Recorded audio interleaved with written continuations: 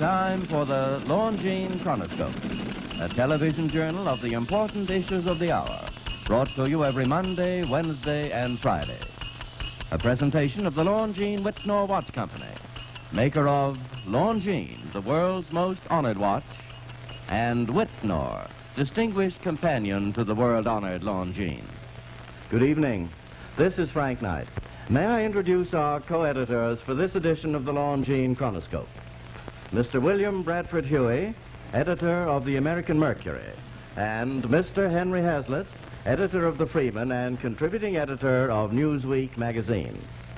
Our distinguished guest for this evening is Dr. Wellington Koo, ambassador from China to the United States. The opinions expressed are necessarily those of the speakers.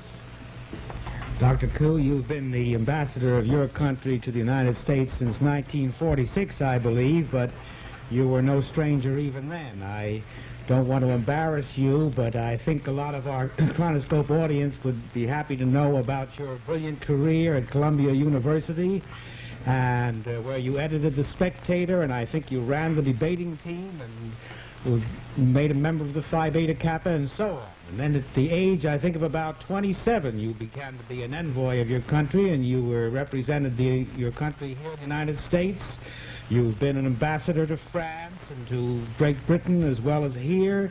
You've served as the country's prime minister, as an acting prime minister one time, I think finance minister, and you've had such a wide-ranging experience in international affairs that I hardly know of any other man alive who could equal it, certainly none who could surpass it. So I'd like to talk to you tonight about the state of the world, and I thought perhaps it might be best to begin with conditions on Formosa, where your government is now has its seat in power. There have been rumors that the position of the government there, the Chiang Kai-shek government, is deteriorating. Now, what's the real truth of the situation there? Well, what you have heard, Mr. Hazlitt, is not true. It has not deteriorated. It has, on the other hand, improved politically, morally, economically, and militarily. We have completed a program of the free elections of the local and provincial officials. We have carried almost a balanced budget now, which is a great achievement with the aid from the United States, and we have raised the morale of the combat troops, and we have, generally speaking, raised the spirit of the people of Formosa in their determination. Would you be able to protect the country against any invasion likely to be launched from the mainland, do you think? Are we able to resist an invasion, an attempted invasion? I think we are. Yes. We can, especially as we have the support of the U.S. 7th Fleet, and especially as we have been able, as I said a little while ago, greatly improve the quality of the combat troops and raise their morale. Well, would you have the strength to launch an invasion under present conditions? That would depend upon how long the campaign would be. If we are certain of success within a limited period, we think we can, with certain increased help. If the campaign should extend over a long period, then it would depend upon many other factors, such as the general international situation. Well, what role has our Navy played in patrolling the waters between the mainland and Formosa? It's been neutralizing those waters, so to speak, hasn't it? Hasn't that had the effect of making it unnecessary for the Chinese communists to hold large bodies of troops down there? Haven't they been able to divert those troops up to Korea and Manchuria and so on? Well, I think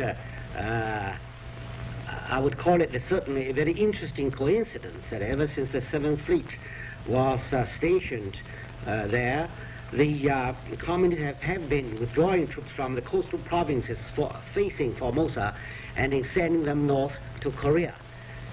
Dr. Koo, you, of course, are a distinguished student of the Orient. We've had many people on this program from Asia who've been there, and representatives.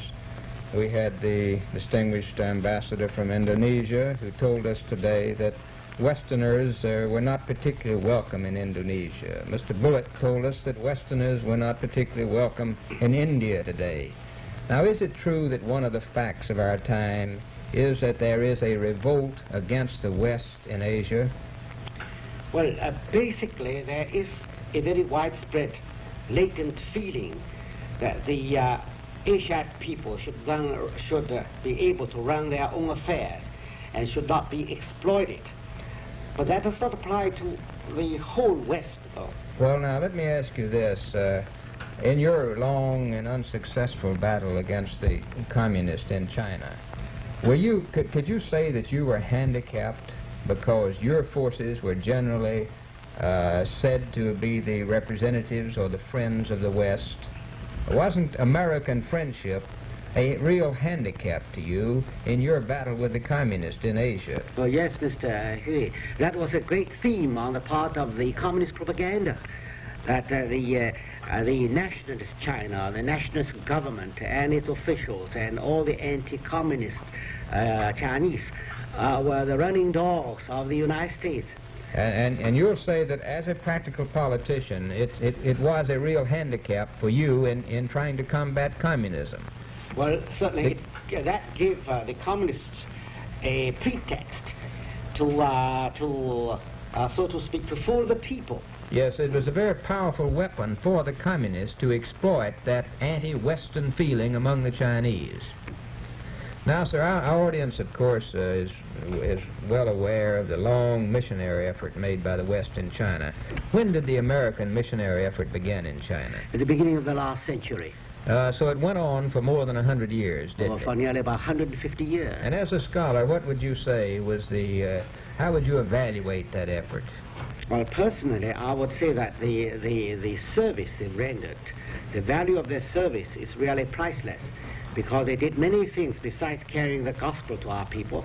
In the medical field, in the field of education, in the field of science, they were the pioneers. And now trying into contact with the West. Now, that long and difficult effort has come to an end now, hasn't it? It's practically so, because the communist authorities are doing everything to destroy that contact. They've driven out all the missionaries, and I believe they've recently driven out the Salvation Army, haven't they? Yes.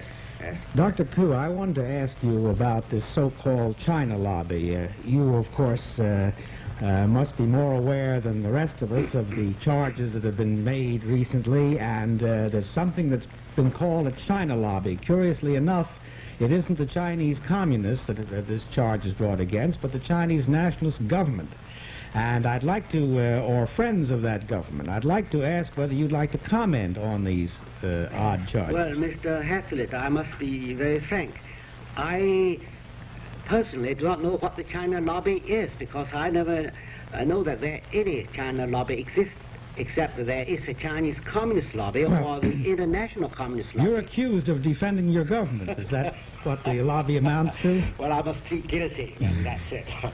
Well, now, Dr. Koo, this government of ours is still friendly to you, isn't it? It's still giving you money. Yes. And to what extent? How much dollar aid are you getting from the United States this year? For the current fiscal year, it approximates $300 million, including military, economic aid, and what is called the impact aid. Are you getting aid? Are you getting aid from any other nation in the world other than the United States? No, Mr. Huey. This is the only country that's been giving us aid. Is France, in effect, giving any aid by its forces and at all? No, Mr. It isn't. No. Well, how about this? Are there any serious guerrilla forces on the mainland fighting on your side or fighting the Chinese communists, whether they are formally allied with the nationalist government or not? There are very substantial forces on the mainland, the guerrilla forces, you know.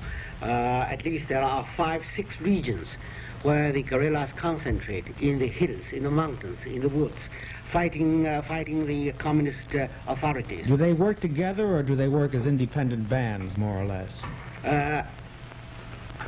Part of them, they are linked together, and Formosa keeps a very close contact with them all. If rather regularly? Fairly regularly, yes. Well, do you make any sorties onto the mainland at all? Are you able to do that at all? Well, we've been making what is called raids. Well, we've been able to occupy coastal towns, sometimes for 10 days, sometimes for a fortnight, not with the idea of holding them permanently, but with the idea of giving supplies and to the guerrilla forces. Well, Chiang Kai-shek offered to bring his forces to Korea to fight against the Chinese communists there, didn't he? And that offer was refused, and that refusal still stands. Isn't that the situation? Yes, Mr. Hatzler, that is so. Dr. Koo, in your long battle, an unsuccessful battle against the communists, were there any surprises for you? Were you surprised at how rapidly the communists took over China? Have there been any surprises for you as an individual, sir? Well, I personally, I think I've been surprised by the rapidity with which they have been able to overrun the mainland. And the communists are destroying what was known as Chinese culture, are they not? They're changing the nation completely, changing the attitudes of the people? Decidedly. They destroy even the very basic foundation of our society, the family. And as a final question, sir, your principal aim is to rescue China. How long do you think you have to rescue China, or before the communists are able to completely change the character of the nation? Well, we hope we will be able to start on our recovery of mainland program before too long, before the communists are able to consolidate their position on the mainland. I see. Thank you, sir, very much for being with us. The editorial board for this edition of the Longines Chronoscope was Mr. William Bradford Huey and Mr. Henry Hazlitt. Our distinguished guest was Dr. Wellington Koo, ambassador from China to the United States.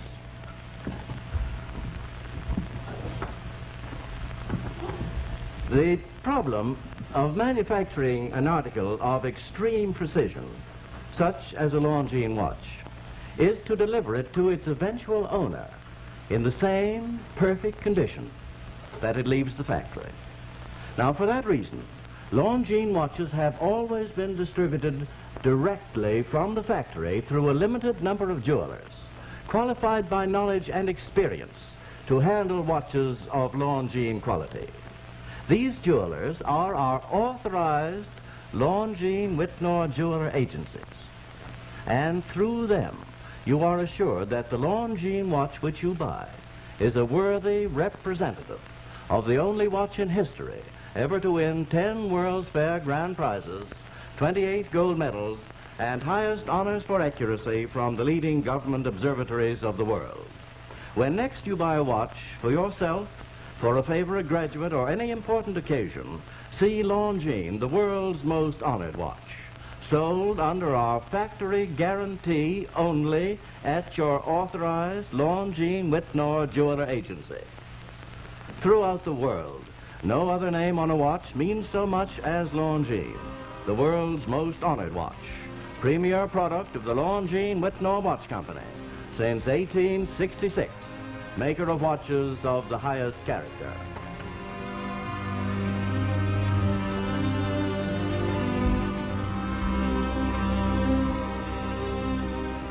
We invite you to join us every Monday, Wednesday, and Friday evening at this same time for the Longines Chronoscope, a television journal of the important issues of the hour, broadcast on behalf of Longines, the world's most honored watch, and Whitnor, distinguished companion to the world-honored Longines.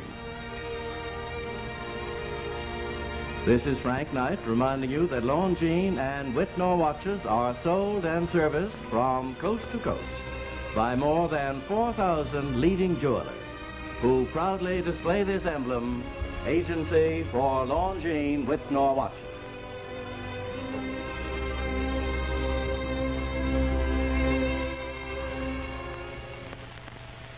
This is the CBS Television Network.